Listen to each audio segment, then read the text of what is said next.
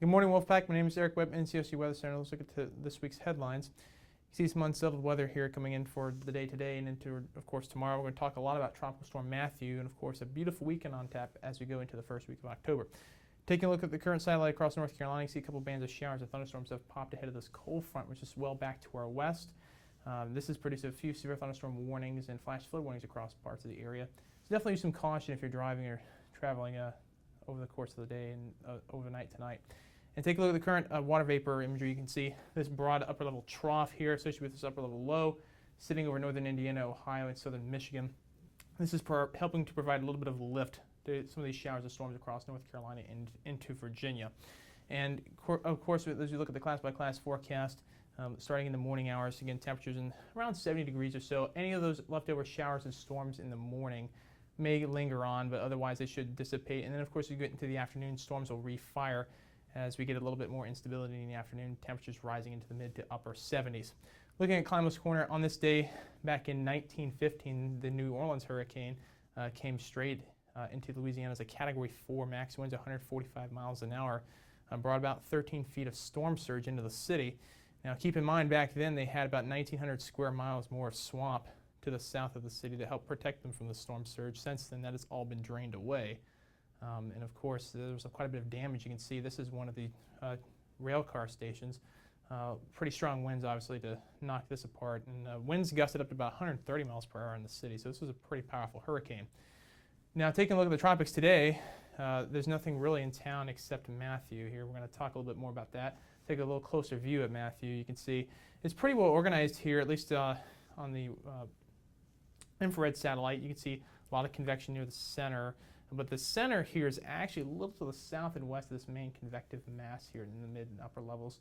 There's a little bit of decoupling between the centers, and this has been the case the past couple of days, but these are slowly beginning to consolidate as Matthew's moving off into the Caribbean. And the reason for that is there's a little bit of wind shear being imparted by this upper level trough. You can see this little kink here in these this wind shear map here over the central Caribbean associated with this tropical tropospheric trough. It's providing a little bit of southwesterly wind shear. It's kicking most of the storms off to the northeast of the center. But that should abate here as Matthew continues on toward the west and begins to strengthen. So another good reason, of course, why Matthew probably intensified and developed is we had this Kelvin wave. A Kelvin wave is essentially a supercloud cluster. It moves about 15 to 20 meters per second in the tropics. And it passed over Matthew now. And, of course, you can see in these darker blue colors indicative of a convectively enhanced phase of the Kelvin wave. This is to the east of Matthew, and this is providing a lot of, obviously, increased water vapor content and, of course, a little bit of anomalous easterly shear in the upper levels, which is helping to allow it to weaken this tut that's out in front of it. Taking a look at where Matthew may go over the next few days. This is some of the latest model guidance as of 18Z. You can see Matthew here off toward the lower part of the screen. It's expected to continue off toward the west and maybe dive slightly south of west over the next day or two. And then after that, as we get to about day 4 and 5 and into part of next week, it's unsure exactly where this turn is going to be, and there's a lot of spread of the models. And exactly where that occurs will, of course, determine the impacts on the greater Antilles and possibly the United States.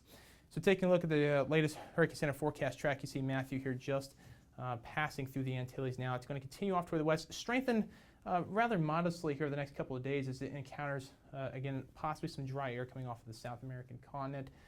Of course, these accelerating trade winds, which get squeezed in between Haiti, Dominican Republic, and Venezuela.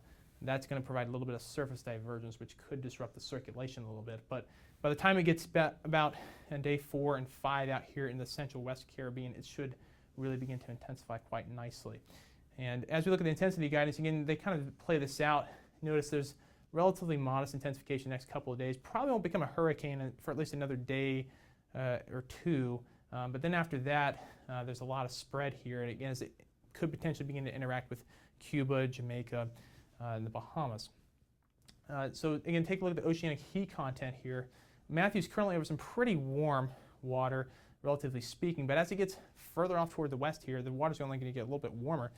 And if Matthew were to track just to the west of Jamaica here and the southeastern coast of Cuba, this water in here is extremely warm. You see all these really high values of oceanic heat content. So there's a lot of fuel for Matthew if it were to get into this area. That's something we definitely have to keep an eye on as we go down the road. Taking a look now at some of the model guidance forecast tracks. This is the GFS ensemble. This is in 6 days. Matthew here, it has it coming through Hispaniola or through the windward passage here, and then getting up into this area is probably a hurricane here just to the east of the Florida Peninsula. You can see a lot of tight clustering here, indicative by these tightly compact shades of blue here. But you look at the gem ensemble, it's a little bit more spread out, but you can see it's a little further to the west as well, with also what's probably a hurricane here, somewhere in the vicinity of Florida, the Gulf of Mexico, and possibly even Bermuda. But again, all this blue color here is indicative of low pressures, and these are all the different ensemble members. They're telling you perhaps where a storm may be in that point in time. But look at the European ensemble for the same period. Notice how much slower it is here. It's actually way off to the south, and you notice that these colors are not quite as deep, so there's a lot more disagreement within that ensemble guidance, and that's probably telling you there's probably a little bit more uncertainty here than at least what some of the other models are probably giving us. So taking a look, of course, now this is a graphic I produced using some of the HERDAT data set, and you can see this is the day 3 to, I use the day 3 to 5 NHC cone and all October hurricane tracks, and these are all the storms that passed within that day 3 to 5 cone in October. And you can see most of them are either really far to the south and into Central America and South America, or a lot of them recurved off toward the north. As you get toward day 4 and 5, where Matthew's expected to be, notice a lot more storms here, obviously, and a few more solutions out to sea and into the Gulf. But notice as you get from day 4 to 5, watch some of these solutions out to sea kind of fade away, as Matthew would be somewhere near the south coast of Cuba. And a lot more of these storms coming a little bit closer to the United States coastline, something to watch. But of all these systems here that were noted in this historical hurricane track, you can see that Hazel was actually the only one that stayed within that cone for the last days 3 through 5, and it was a Category 4 hurricane, produced about 18 feet of storm surge in southeastern North Carolina. It came in as a Category 4 hurricane, definitely one of the most destructive storms, and the only Category 4 to hit North Carolina during that period. So this is, again, the height forecast for the North American continent here as we go about day 8 or so. And this is probably where Matthew would be here, indicative by these lighter shades of blue down here over the Bahamas and Cuba. And here's these heights to the north. This is, again, a pattern we've seen over and over again this summer, a lot of ridging to the north of New England and southeastern Canada as we go. And looking, of course, at where Matthew may be going here, is a closer inspection of the western Atlantic. You can see that as we go out in time, this ridge that was over the North Atlantic kind of fades away. And what happens is this upper level trough, if I go back here just a second, you can see this upper level trough here sitting over Kentucky and Indiana. This goes out of the picture, but it leaves a piece behind. As you go out in time, this brought up a trough of the Gulf. And here would be Matthew, somewhere around Cuba, Jamaica, or Hispaniola. And now this pattern is completely breaking down. There's nothing really steering Matthew here other than the fact that it's so strong that it's starting to feel this weakness left by this upper level trough that was over the Ohio Valley. As you go out in time, this pattern gets very complicated, of course. Here's Matthew of the southeastern Bahamas. But now this ridge over the southeast starts to rebuild right back in. This upper low that was steering it to the north now has started to back away and weaken. This upper trough that's over the Kentucky, Ohio Valley has now shifted off to the north. And then this Azores Bermuda high is coming back in. So there's a very complicated steering pattern.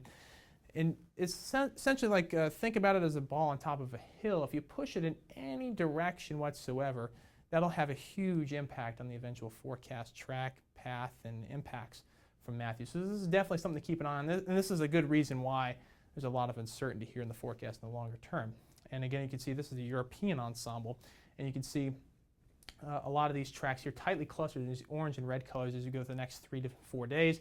But then it gets to start making that turn to the north around 75 west or so, and then there's a lot of spread here. You can see anywhere from about Bermuda to possibly the central Gulf here could be affected by Matthew. We just don't really know what's going to happen after that.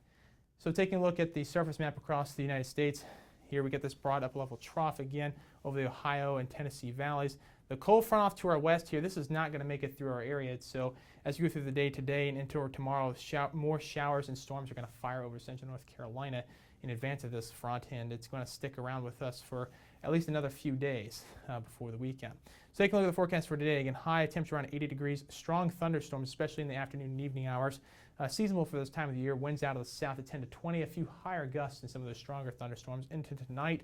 Any thunderstorms we get during the evening and afternoon hours will start to die down after midnight, becoming mostly cloudy with temperatures around 70 degrees, winds out of the southeast at 5 to 10 miles an hour. Into tomorrow, seasonable conditions out there. A few showers, maybe a rumble of thunder early on. Otherwise, it's going to turn partly cloudy later on in the day. High temperature around 80 degrees with winds out of the south at 5 to 10 miles per hour. Taking a look at the week ahead, you can see again the showers and storms today and possibly early into Friday. Then by the weekend, nice weather returning to central North Carolina, and then of course we stay that way going into early next week.